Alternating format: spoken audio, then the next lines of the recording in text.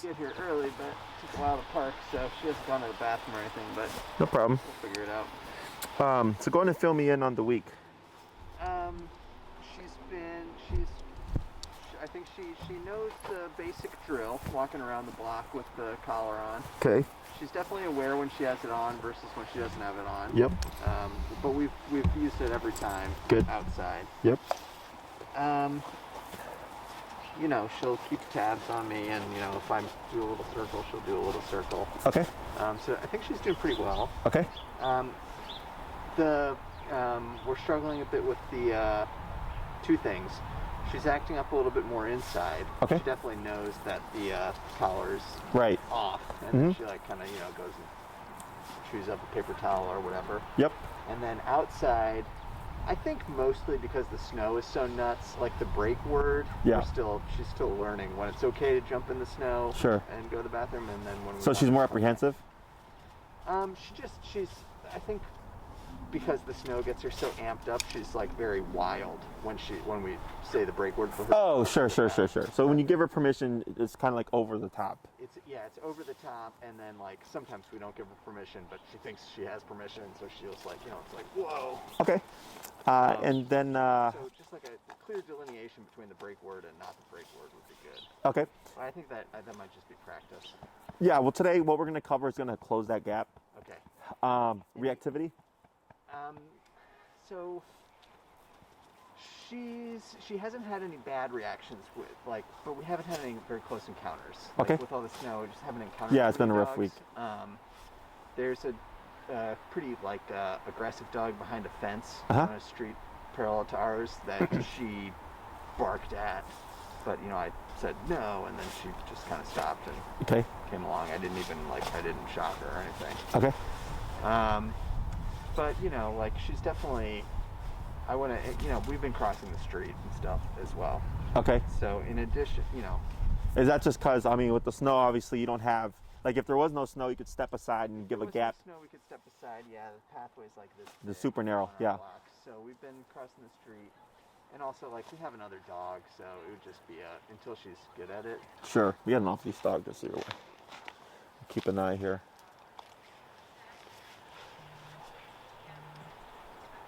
But Can you call your dog? Thank you. Yeah, it's tough with the narrow pathways. Yeah, narrow pathway. The dog behind the fence is normal. Yep. Because lunging and barking, putting out threat, right? Yep. That you can actually use to your advantage.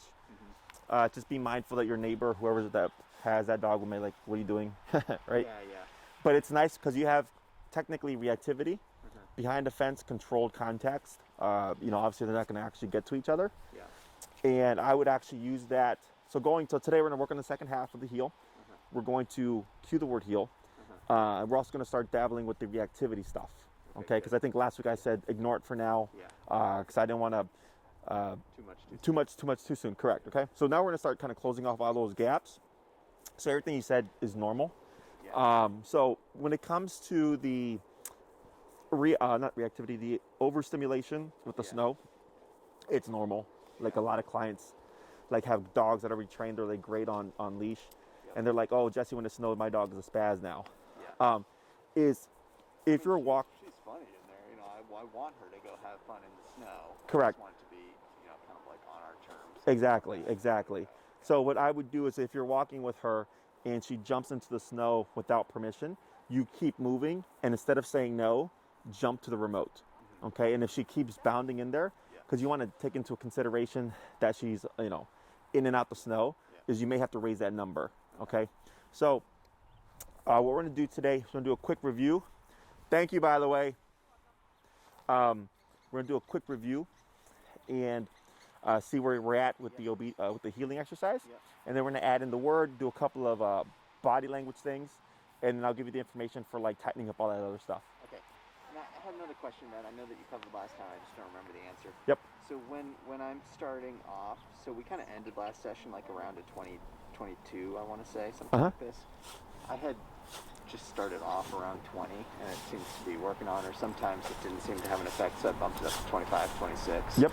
Is that okay? Or I vaguely remember you saying something about like drop it down to like 15. Yeah, so typically what I have people do Yeah. is like, let's say they'll start at 10, like the potty break. Yeah. Find the working level 10, 15, 20, whatever, right, with the taps until you see your dog respond. Okay. And then once you see it respond, then you start your walk. And as you're walking, depending on the number of corrections that you're doing, you may raise that number. Okay. So if you're at 25 and you're like, yeah, Jesse, she's actually been pretty perfect at 25. Yeah. Then it's safe to assume at, for most of what you're experiencing, 25 is fine. Yeah. But then, when we see a dog behind a fence, when she's bounding in the snow, yeah. when she becomes reactive, that number may go up. No Okay. problem. Okay. I think she's 90% of the time is good at like 22, 23.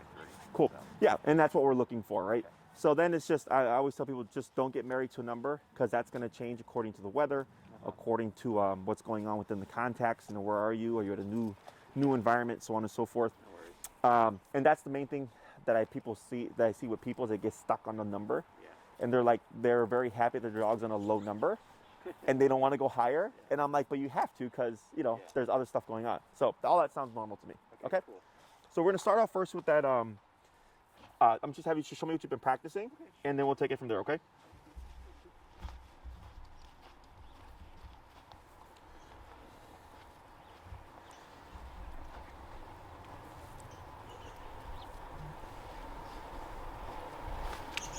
That's good. Yeah. Now, have you noticed a lot of that, like with her crossing over? She's definitely doing it more now. I think she might be aware that, I don't know. Training session. Remember training. Yeah, no, it happens. But, she did it a bit on the street, but okay. It wasn't a problem. And I just kind of walked right through it. Okay. Yeah, so it's all looking really good. And we're going to cover something today that's going to help when she crosses over. Yeah. Okay. Excellent. The only, only times she hasn't stayed close like this are, like I said, when she's been sort of bounding in the snow. And then, sometimes if I change direction fast, she'll not realize it's too abrupt. Catch up. But that's my issue, not her. Yeah, and of if course. I slow down at the corner, she's good. She looks up. Right. Now, looking at her here, she actually looks calmer. Looks what? Calmer. Yeah, more passive. I think so. Yeah, outside. Yeah. So that's good. The stuff in, and then remind me before end, we'll talk about the stuff inside as well. Okay. Sure. So I'm going to show you a couple of things and then I'll coach you through it. Sure. But all this looked really good. Okay. So for the heel, we're going to cue the word now. So break means your job is done. Okay. And that's the universal release command for any command we give her: sit, down, stay, heel, come, whatever. Break always means your job is done. Okay. So think of break as clocking her out. And then think of heel as clocking her in, okay? So typically, and the way I teach heel, because some people teach heel as come here, and then heel as walk with me. I only teach it as walk with me, okay? I don't do the come here. For me, it doesn't make sense for a dog to have two definitions to one thing. Yep. So here, and what I'll have you do is whenever you're stationary is pull up on your prong here and tap like that. So whenever you're stationary, I want you to default always to keeping Prudy in a sitting position. Okay? Because what happens is we're having a conversation, she starts to wander, and then she sees a dog back there, but you're here. And next thing you know, oh, we go, right? So by having her in a sitting position makes it very easy for you to tell if something's on her mind, because she'd have to get up and then turn, which is super obvious. Okay? And I know it sucks because it's snow and cold and stuff, but if she's bounding in the snow, I'm assuming that she's fine. Yeah. So what we're gonna do here, super simple for the first part, is if you're in a stationary position, you're gonna cue the word heel first, and then you're gonna move with your left leg. Okay? Going forward. So it would be heel, and you move forward with your left leg. Okay? So we're gonna do this a few times. Whenever you come to a stop, we always want to do what first? Slow down, right? Slow down at least 3 steps. More is perfectly fine. So it's going to be heel. You start walking with that left leg. You're going to slow down, come to a stop. If Prudy does not sit, you're going to lightly pull up on your prong, tap on the collar, and we're not going to say sit. This is going to become a default behavior. Okay. So heel means walk with me, stay with me, sit when I stop. So do I say it while we're walking as well to keep it going, or just once when I start? Only once you start, okay? So like if you're walking and Prudy gets ahead of you and you were to turn and tap to correct her, you would not say heel. You would simply turn and tap, okay? So only time you say heel is when you go from stationary to motion. Okay? So I'll have you try that a couple of times. Okay, and I don't tap. Just start off. Correct. If Prudy walks with you, you can just go. If she delays, because now that we're putting the automatic sit, you might see a delay. You would keep walking and tap to get her to move forward. Okay? So we'll do that a few times and we'll work on the second bit. Ready? Heel.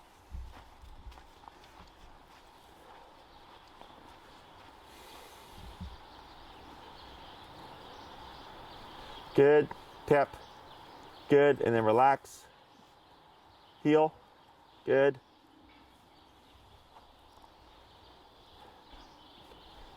Yep. Tap. Good. Relax. Good.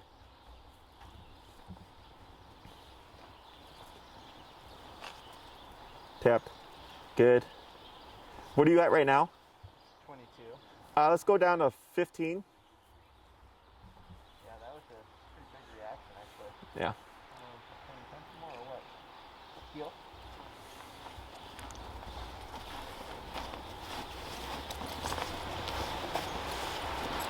Tip. Good. Go down to 8. We're gonna try just a few more. Yeah, this is like the biggest. I was getting like no reaction at 28 the other day. Sure. Okay, proof heel.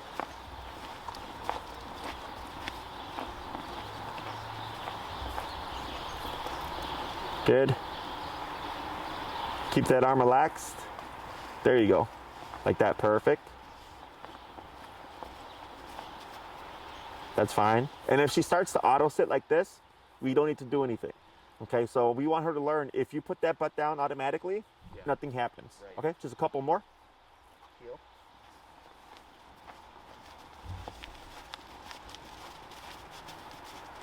Good turn.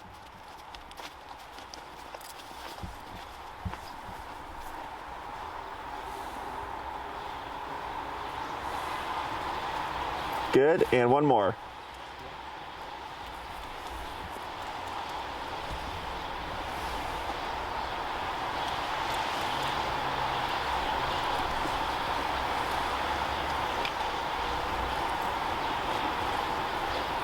That's all right.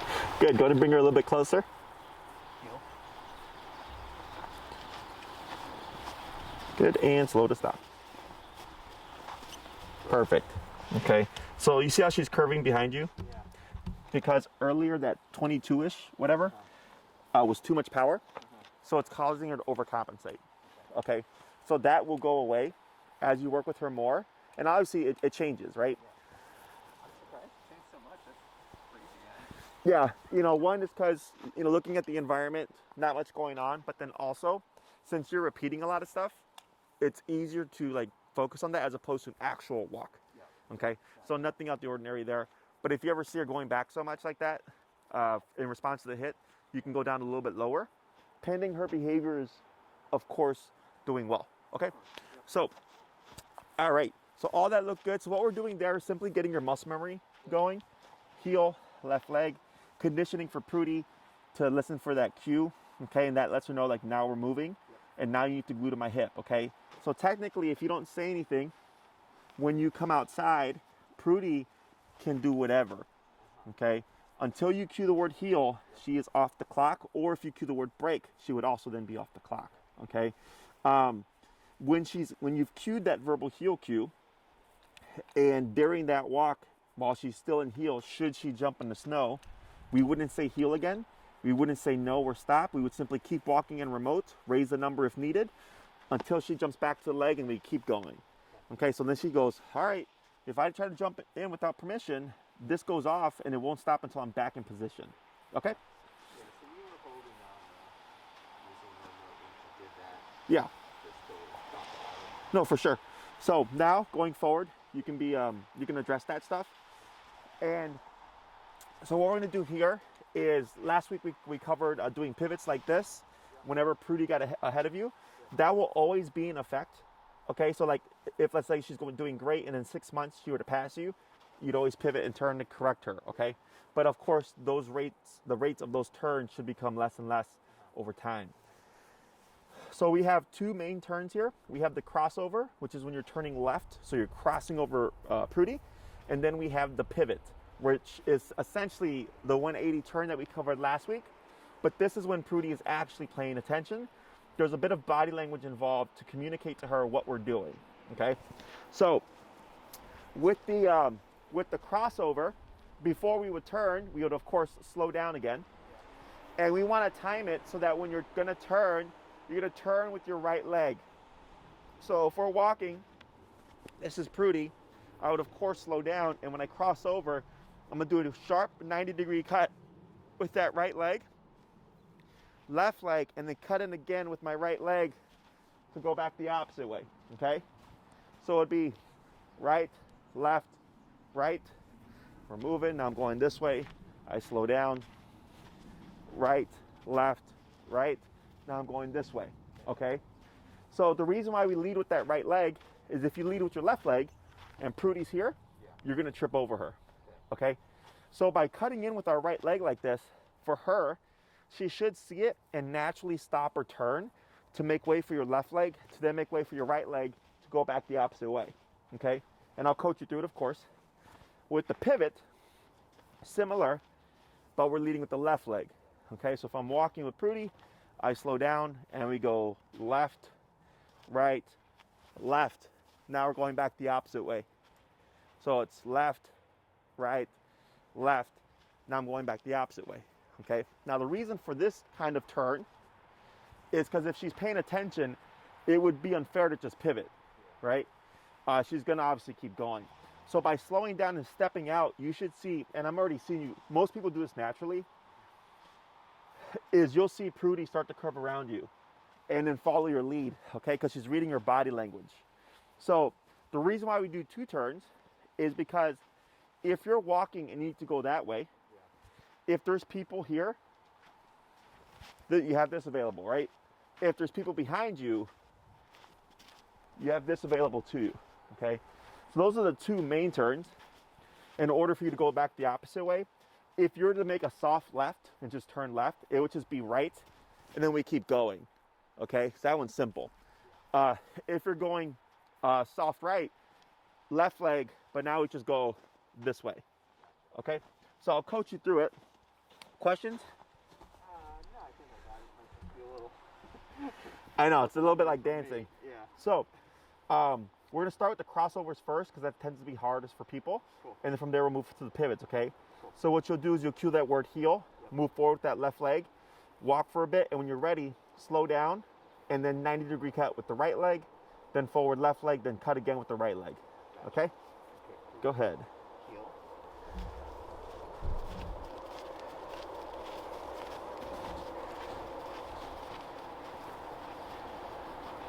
Right, right, left, right, perfect.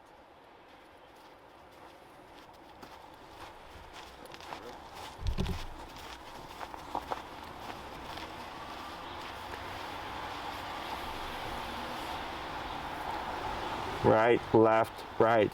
Excellent. 3 more. Right, left, right. Tap forward. There she goes. Atta girl.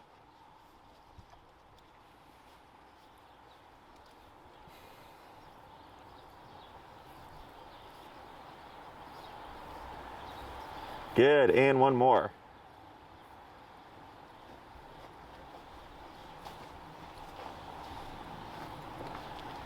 Excellent. Go ahead and cut in again. Right, left, right. Perfect. So you see how she's kind of standing off and watching you? Yeah. It's because now you're crossing into her space. Okay, so earlier when I mentioned about we're going to fix when she crosses over you, that's actually how we fix it. Okay. Is turning into the dog.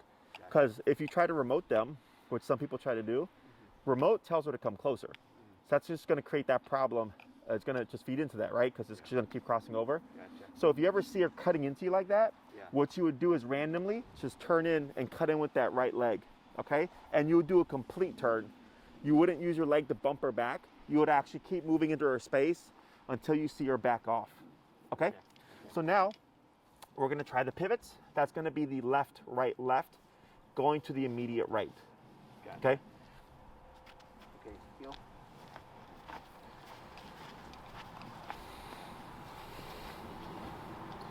Right, left, perfect.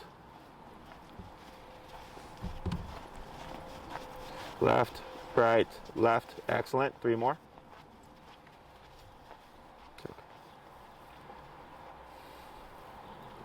Right, left, good. 2 more. Left, right, left, yep, last one.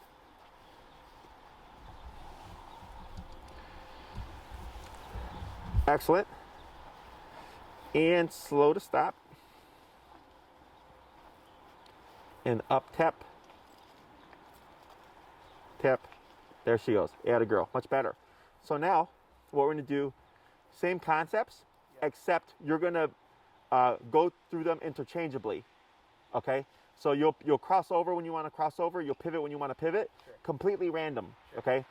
As long as your body language is correct and you're slowing down prior, there should be no need for the remote. Perfect. Okay? Go ahead. Heel. Good crossover.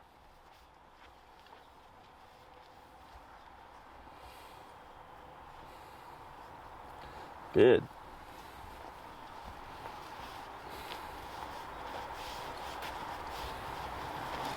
Good.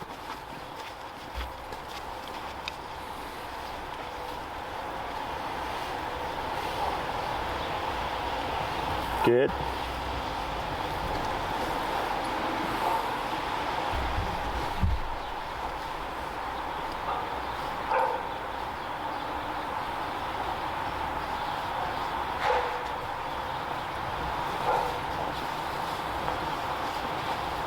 Good. Just a few more.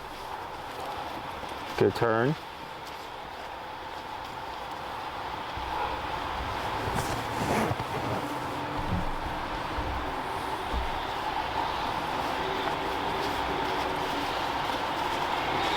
Good.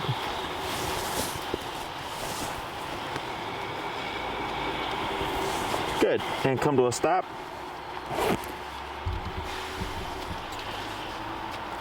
Yep. Good. Now what you're going to do here is anchor yourself forward, slow down and stop there. Okay, now lightly up, tap, good. Now here, stand where you are, Yep. step forward. Okay, are you at 8 right now? I'm actually at 7, yeah. You're at 7, okay. So here, because we're really low, Yeah. she's just overcompensating, Yeah. is I'm gonna have you anchor yourself where you are, lightly up on your leash, tap. Okay, now this is fine. So had she kept going back, instead of resetting, I would lightly pull forward and tap to bring her forward and then up so that she starts to learn more to sit more here. Okay? Because I understand at the 22 and stuff, I was like, yeah, it's too high, keep lowering it. But now we're low.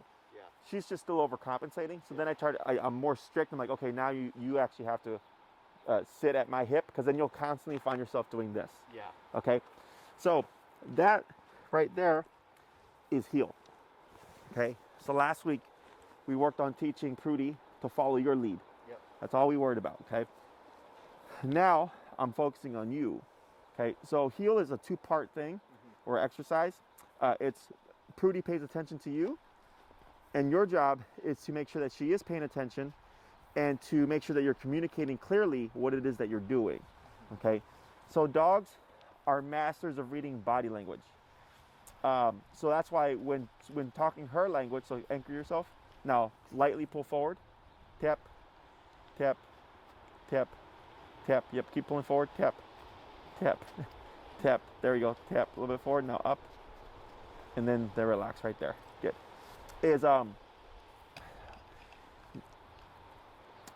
Since their primary language is body language, when you start to communicate in their way, it's that quick.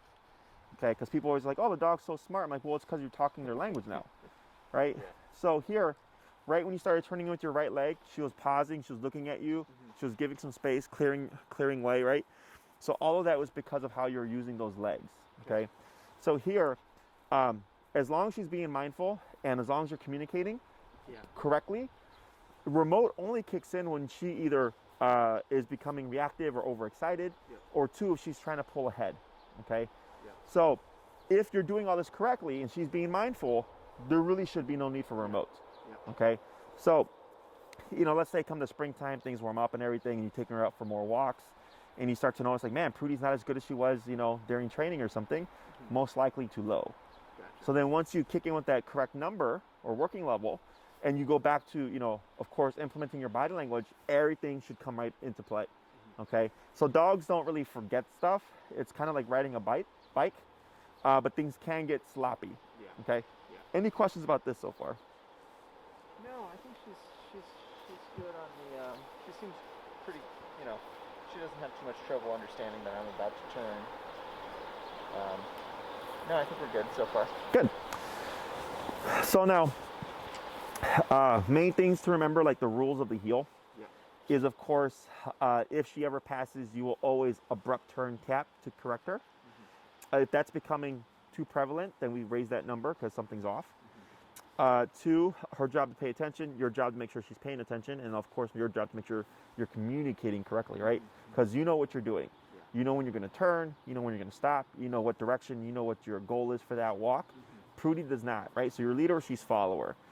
When it comes to coming to a stop, the rule of heel is anytime you come to a stationary position, her job should be automatically put that butt down, okay? Then, of course, if you want her to be off the clock, you just cue the word break, and break means we're all done, okay? Questions about any of this stuff so far? No. I think just practicing the turn, practicing sitting. Okay. So, if Prudy were to get up right now, very common for people to say sit because they think that's what the dog is doing, but Prudy is not in a sit. What is she in? What's the last thing you said to her? Last thing I said was probably heel. Heel, right? So heel is the command that she's currently in. Okay. So the difference between a heel sit and a sit is sit during heel is sit until we start moving again. Right? So if you were to start walking and move with your left leg, her inclination should be to follow you. Good. Okay, so it's an auto sit. Sit is sit, don't move, no matter what I do. Right? So you'd be walking around and she would just be sitting there holding still. Gotcha. Okay, so that's the difference. So just something to keep in mind. Because, people's brains look at their dog, they're like, oh, my dog is sitting. I'm like, they are sitting, but they're not in a sit because that's not the last thing you said. The last thing you said was heel. Okay, so just bear that in mind. So if she were to get up again, you wouldn't say sit to correct her. You would simply start tapping and pulling up on that collar.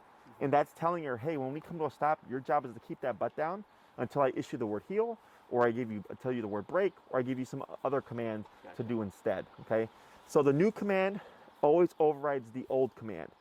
Okay, so technically if you said heel again, you're overriding your old command, but it's the same command of heel. Does that make sense? So when you say break, break overrides heel. Now you're free to do your doggy thing. And when I say heel, heel now overrides the break. Okay, that's what I was going to say.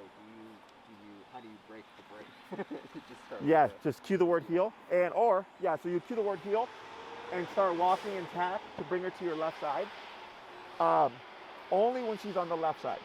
If she were to be on my right side and I said heel like this, too difficult for her to close that gap. So instead I just pivot. If she's on that side, I would say heel and start walking because that's a lot easier for the dog to close than to come around. Okay. Not that we don't teach that. That's just like, this is simple family pet stuff. Okay. Does that all make sense? Yeah. Excellent.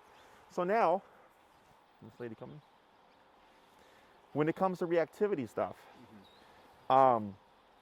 when you can, right? So like here, like this would be a nice spot because you could step aside and be right there and a person walking through with their dog and you could practice reactivity stuff, okay? So here, this is where the auto sit comes into play. So if I'm walking your Prudy, go, oh, there's a dog coming. Right off the bat, you want to assume reactivity, okay? A lot of people go into like, oh, my dog's doing so much better. I wonder how they're going to do here. And I go, nope. I'm like, assume reactivity until we get a lot of successes. And then we go, oh, you know what? Yeah, like she's been great. Every now and then a little something, but easy to manage, easy to get back under control, and very minimal reactivity. Is whenever we see a dog coming, if possible, of course, I think I did talk about just stepping aside, Yep. right? But and then did we talk about the auto sit last time, or at least having her sit before? Maybe. I don't. Okay, because I think last time I just said to step aside and shorten your leash. Yep. Yep. But the reason why we push for the sit is like right there when you grabbed it, right? You're real close to the collar. If Prudy were to try to lay down, we wouldn't allow that. Yeah. Okay. Yep. We would lightly pull up and tap her into that sitting position. So otherwise you're down by the ground. Exactly. Or she has more leash. Exactly. If you give that slack, she's got more leash to jump with, right? So here, having her in a sitting position puts that collar right by your hand. So if you need to stop her and you pull up, you're right there. You're not having to do this or anything like that, or slide from the momentum of her pulling you, okay? We want to read her body language. So like right now, how does Prudy look to you? Cold, but pretty What good. else? Relaxed. Relax, yeah, look at those ears, right? Yep. Ears are back, she's got soft eyes, her posture is good. Here, just a moment ago, I think when you looked at her, her ears went up, right? So that's what we would call like an alert state. So like, let's say you see the dog coming, you have Prudy, you're stepped aside, right? We're watching Prudy. She's your responsibility, okay? So if I have her and we're stepped aside, I don't want you to get tunnel vision where you're just focused on her. You're looking at her, but you're being mindful of this. Okay, so like here I can already see, I can see up to that bench right there. Okay, so as the dog is closing in and I'm stepped aside with Prudy, we're watching for any changes in her body language, like this one right there. See how she's a little bit forward there, right? She may be hearing then hammering or whatever that's going on over there. A little bit of curiosity. But if we start to see Prudy, the ears go forward, she looks, and we start to see some of this, this is where you want to tap. Okay, up and tap to de-escalate her. Okay, so you don't wait for 10. That's what most people do, is they wait for 10 before they use the remote. Okay, if you wait for 10, for some dogs, it's worthwhile to go to that level and take the consequence. Was that so that she just was stepping out? Yeah, you know. Ears were still back, but she was, looking at him. Correct, right? Because there's nothing that's saying to me here, I'm gonna escalate. Okay. So you're looking at her, you're being mindful of your, your peripheral range here, because sometimes people will think like, oh, you're stepped aside for my dog to say hi, right? So if you start to see what looks a little, suspicious, I look up, oh, whose dog is this? Oh, it's that lady. Their dog to say hi, and obviously that's not what we're doing, okay? Yeah. Can you call your dog?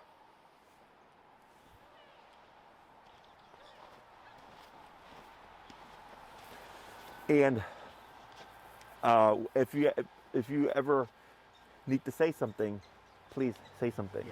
Yeah. So here earlier with the off-leash dog, right away, can you call your dog? This one here too. Now this dog's ignoring her. The other lady had a good recall. But this dog, and I'm doing this at 30, 40 foot distance. I'm not waiting to think or see is this dog gonna want to say hi? Yeah. Right? You always want to assume. That the thing is, most people assume nothing's gonna happen. I assume something is gonna happen. Okay? You have any questions so far? No, I'm trying to watch Prudy as this dog gets a little closer here. Sure. She's still not even looking at him. Yeah, this dog is ignoring, but this dog doesn't care about us so much. Yeah. So, being proactive. So I have a very high standard for my dogs. I want them to behave. I don't want reactivity, so on and so forth. But at the same time, you have to advocate for your dog and for yourself, okay? Because it would be unfair if this dog ran up. Can you call this dog again?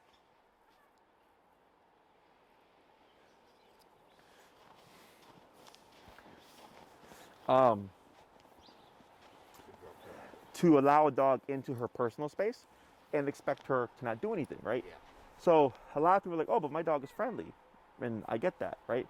But for her, she's more likely to perceive threat than another dog, right? That's where that reactivity is coming from. Nervousness and perceiving potential threat, right? Yeah. So when you and me here, we know that's just a neighbor walking her two dogs. And that's a gentleman just walking around at the park, right?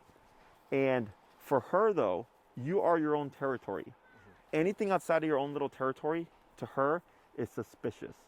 Do you see dogs get more sort of protective, suspicious around one or two people. I have the impression that she's even like much more on edge when Bex is walking her. Mm-hmm. Yeah. Is that normal? Well, also that energy. Yeah. Right. So if you is that your wife? Yeah.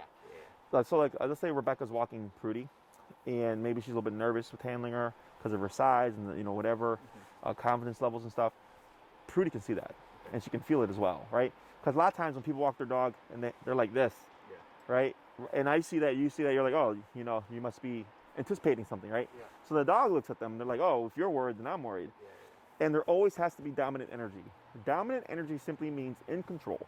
Okay, dominant does not mean aggressive. Dominant does not mean forceful. Dominant just means in control. And in the animal world, there's always a dominant energy no matter what's going on. Okay, so like right now between us, what would be the dominant energy? Probably you over Prudy. It'd be me. Yeah, because I'm educating you. We're teaching a lesson. So within our context, it's technically me, right? Yeah. When those dogs came up, what did I do? Yeah. I asserted myself. I started controlling things, right? So that's dominance. So when you're walking with Prudy, it's the same kind of thing. But it's between the two of you. So if you're not leading, then you're following, right? So like let's say she's walking at your side and you're not leading, we're more likely to see reactivity because she's leading. And she's saying, hey, I don't like this dog walking near us, or I don't like this person walking by us, so I'm going to do this to keep us safe, right? And what you're doing is, hey, you follow me, right? With all the stuff that you've taught, you're doing consequence. And she's going, okay, I don't need to be reactive. Now, if we see it, that's from habit, we correct it. And then you're saying, even still as a leader, I disagree with that behavior, right? Until we knock that out. So yes, depending on who the handler is, the dog's behavior can change.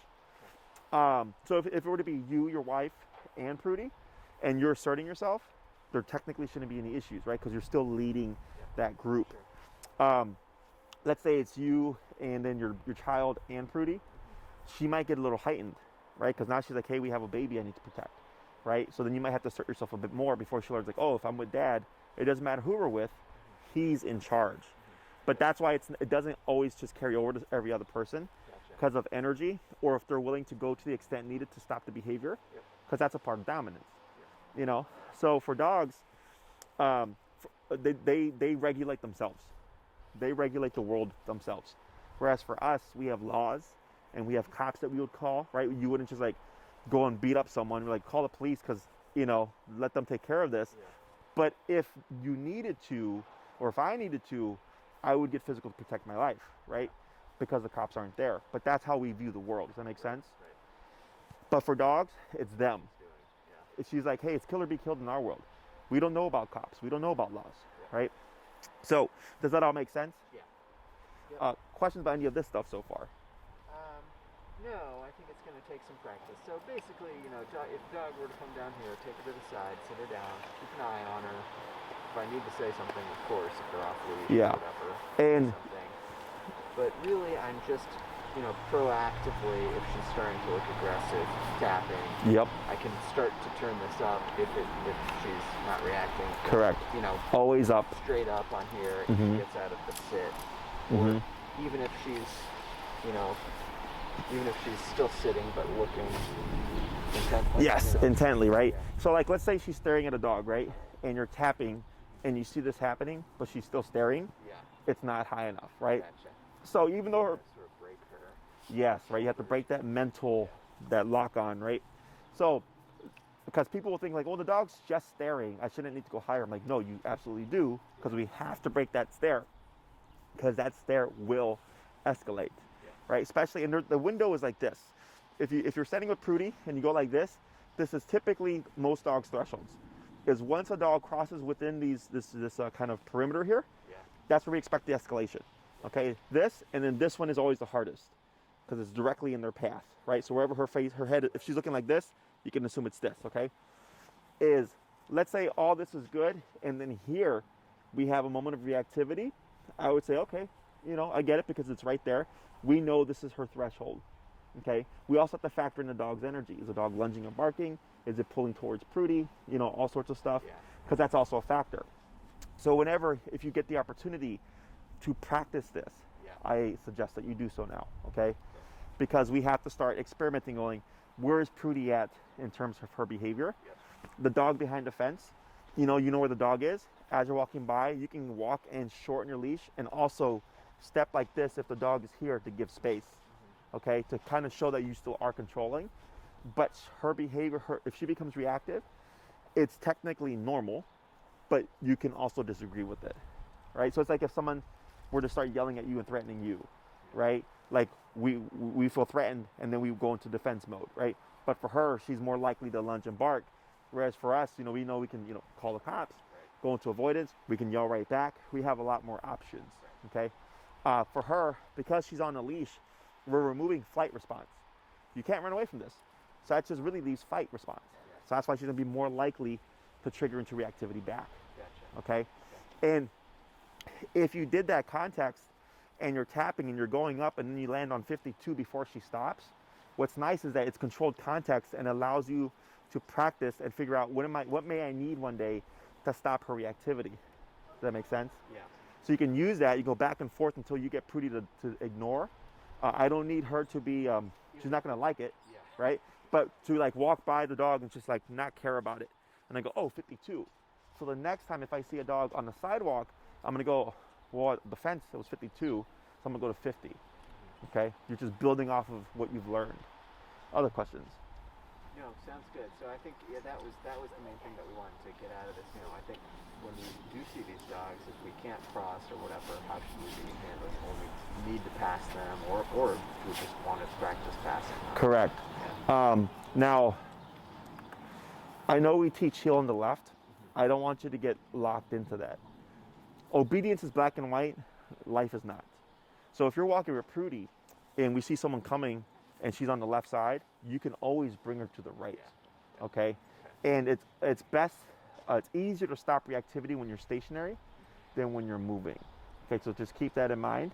So even if you have only like a little pocket to like step aside and shorten your leash and be here, still as relaxed as possible.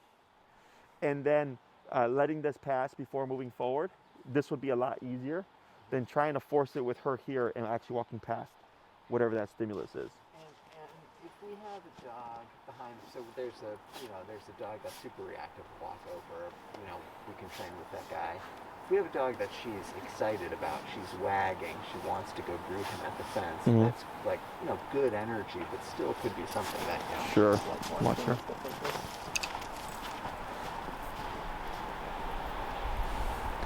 He looks, he's looking for squirrels. Yeah. I'm sorry, what was that last bit? Just if we have a dog that is, she's super excited about, but it's, a good energy. They're both wagging, they're in pouncing position to play. Sure. So at this stage, Yeah. if you don't release her and she goes, I'm going to ignore it. Okay? Because behavior is always more important than obedience. I don't want to dissuade good energy. Okay? Okay, good. So we would ignore that for now.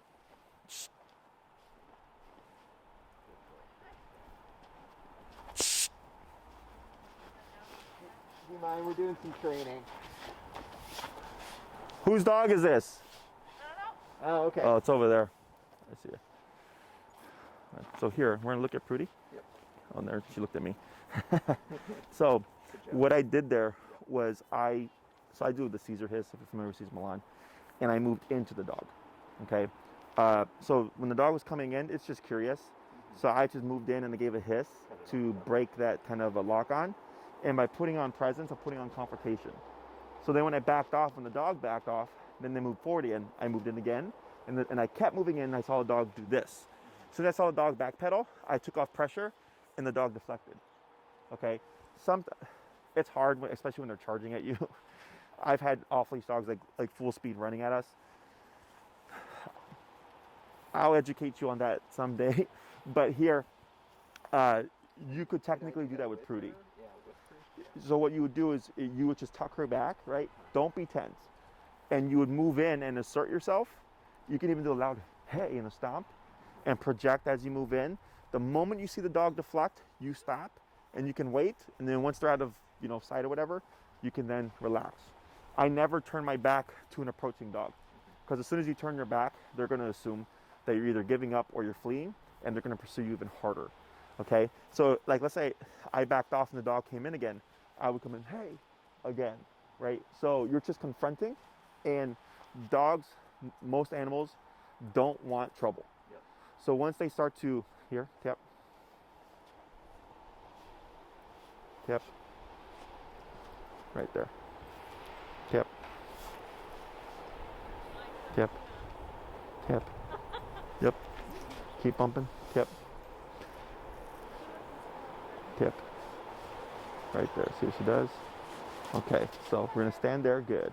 We're gonna accept this, okay, because she backed away, okay? So even though she's still looking, she gave about 1.5 feet of distance between her and the stimuli. So then I just watch, yeah. So when we always wanna see backwards type movement, never forwards type movement, okay? Try tapping here, tap, tap, right there, good. And she looks somewhere else, good. That's fine right there, okay? Questions on any of that? No, good. I'm actually glad that happened. Yeah. Annoying to have a dog off leash. Especially a dog that doesn't listen. Yeah. Yeah, but welcome to Chicago. So, don't be afraid to assert yourself. Yep. Prudy expects you to, because if you don't, she will. Gotcha. And she's not coming from a bad place. She's actually coming from, a good place. Like, Right. protect your family and stuff Right. like that. But Right. people don't understand that. They're just like, my dog is friendly. I'm like, it doesn't matter. It doesn't mean she's not friendly. Just she doesn't like a dog charging at her. Right. Okay? So your homework for this week, start chewing that word heel. Yep. Always move forward with that left leg. You now have your crossover and your pivot turns. Yep. Always remembering to slow down prior to stop and prior to any one of those turns. Yep. And if you can, take advantage of any reactive moments or like even stuff like this, Yep. do so, because that's what's going to tell us where we're at in terms of progress. And I'm gonna sit when we can, but if we just want to walk through it, same concept. Just keep tapping till she's, Yeah, and then either not choke up. looking Yep. at 'em or And if you have to move her to the right side, it's fine because you're the one doing it. I just don't want Prudy choosing sides. Right. Gotcha. Okay. Okay. Make sense? Yeah, I think so. It's good. I think So for the next class, Yeah. Think about what you want to cover. Uh-huh. And so for the, did you guys get the bunker videos? We did. Okay. Yeah, thank you. So for the barking inside and stuff, because you said when you take off the collar, she's being reactive, Yeah, right? and That's she where that does comes good into when we place. left. We set up the camera to see if she was still barking when both of us Oh, were gone. sure. Barking like separation anxiety stuff. Yeah, Okay. yeah. So if you'd like, I can send you an email on a bark collar. It's like this, except it goes off whenever the dog barks. Okay. Now the problem is, you're technically stopping security at the same time. Okay, so that's the trade-off. It's either we have a dog that's barking or a dog that's not barking. Okay, because it's not going to go off when it's a bad man only and not with the other people, right? Yeah. So just bear that in mind. But I can send you that information. We can hold on that. Don't worry about it. We're gonna try the first stuff that you sent. And Okay. See if we. Is she kept loose? No. She has her crate when both of us are gone. Okay, so she's crated, but she's barking in the She's crate. crated, but she's barking in the crate. Gotcha. Well, Gotcha. It's two things. It's when one of us leaves, she's loose because the other one's still home, Uh-huh. and she's barking, out the front door where one of us left. She's also barking when both of us are inside a bit, not much, but a bit when people pass in the street. She knows she shouldn't, but she lets out a couple barks. And then when we do both leave, she's crated. She then barks the separation anxiety stuff. Gotcha. So it's actually three scenarios. So what I would do is start with when either one of you leaves, or there's the other scenario when you're both home. I would say when one of us leaves, sorry to cut you off, when one of us leaves is the most sort of dire situation for her. That's worse than when the other two situations. If we both leave, she barks a little bit, but like settles down. Yeah. Realizes we're not there and just lays down. So what I would do is be proactive. The moment she's gonna start barking, correct her there, because people go like, oh, but she does stop after a little bit. But if you're not saying no to any degree, it's just gonna be all over the place. Gotcha. Right. So when you're home or when one of you leaves, you want to start correcting that, and then we see if that will then affect when she's by herself. Okay. Now, if you do it that way, if someone like breaks a window, she's still gonna bark her head off. That's fine. Okay, because that's obviously a different kind of context. But she'll realize when mom or dad are home, I don't bark. But if something's out of context, like something suspicious, she's still gonna bark. Yeah. Does that make sense? And that's totally fine. Yeah. So because we don't want to kill security, that's where things get kind of tricky. Yeah. But you have your homework for the week, and if anything pops up, just let me know. Okay. Perfect. Thanks so much. Yeah, you're welcome. We'll see you in a week, okay? Yeah. Pending the weather. Yeah. I think it's supposed to get crazy again. Yeah.